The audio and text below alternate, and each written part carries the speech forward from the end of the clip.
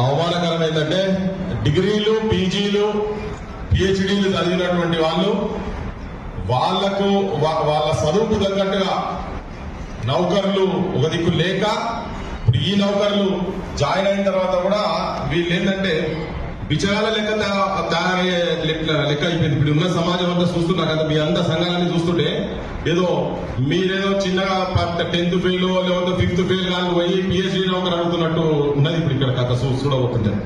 అంటే అర్హతకు తగ్గట్టుగా ఉద్యోగాలు ఇవ్వకుండా అసలు ఈ అవుట్ సోర్సింగ్ వ్యవస్థ తెలంగాణ వచ్చిన తర్వాత ఉండనే ఉండదు. కాంట్రాక్ట్ వ్యవస్థ, అవుట్ సోర్సింగ్ వ్యవస్థ, డైలీ వేజెస్ వ్యవస్థలు ఉండగానే మేము విద్యార్థి నుంచి యూనివర్సిటీలో మేము చదువుతున్న కాడికెళ్ళి ఉన్నోళ్ళు ఇప్పటి వరకు ఉన్నారు, అట్లనే ఉన్నారు. అదే జీతంతో కొంతమంది రిటైర్మెంట్ అయిపోయారు. ఇక వాళ్ళ జీవితం, వాళ్ళ కుటుంబాల జీవితం అయితే వర్ణనాతీతం.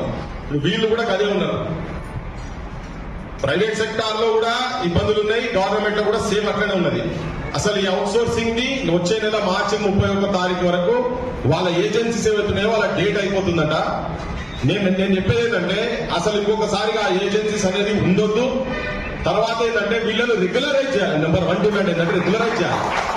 వీళ్ళు సేమ్ మీరు ఏ పని గురించి అయితే పెట్టుకున్నారో ఆ పని సక్రమంగా చేస్తున్నారని వీళ్ళని ఏళ్ళ నుంచి పెడుతున్నారు కదా.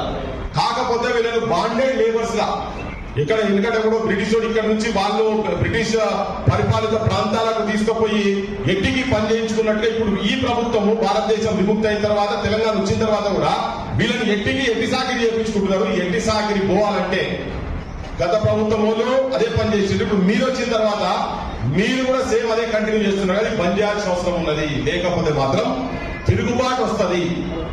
నిజమైన ప్రజాపాలన మిమ్మల్ని పక్కకు పంపించి తీసుకొచ్చే ప్రజాపాలన తీసుకొచ్చుకుంటారా ప్రజలు?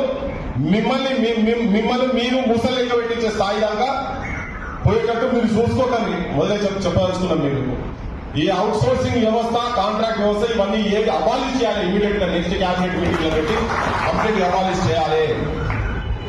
నిరుద్యోగం విపరీతంగా పెరిగిపోతున్నది కదా. ఆ నిరుద్యోగం లేకుండా చేయాలంటే ఉన్న వాళ్ళందరినీ వీళ్ళని రెగ్యులరైజ్ చేయాలి. కొత్త ఉద్యోగాలు ఉంటే ఆ కొత్త ఉద్యోగాలకు కూడా నోటిఫికేషన్స్ ఇవ్వాల్సిన అవసరం ఉన్నదని ప్రభుత్వానికి చెప్పదలుచుకున్నాం. ఇప్పుడు కార్యాచరణ కూడా ప్రకటించేది. నేను ఆల్రెడీ చెప్తున్నాను. భిక్షాటన అంటే ఇక్కడ హైదరాబాద్ లో 28 తారీఖు ఫిబ్రవరి 28 తారీఖు భిక్షాటన చేస్తారట. ఇక వీళ్ళతో పాటు సమాజం కూడా బయటకు వచ్చి మీరు కూడా నిలబడితే నేను ఇంకొక ఆలోచన మీకు చెప్పేది ఏంటంటే మీ కుటుంబాలతో సహా వచ్చి కనుక చేసేది ఉంటే ప్రభుత్వాలకు సోదొస్తుంది, జనానికి అర్థమవుతుంది అసలు ఏంటిది అనేది, దీని అనుకున్నటువంటి కుట్రలు ఏంటి అనేది.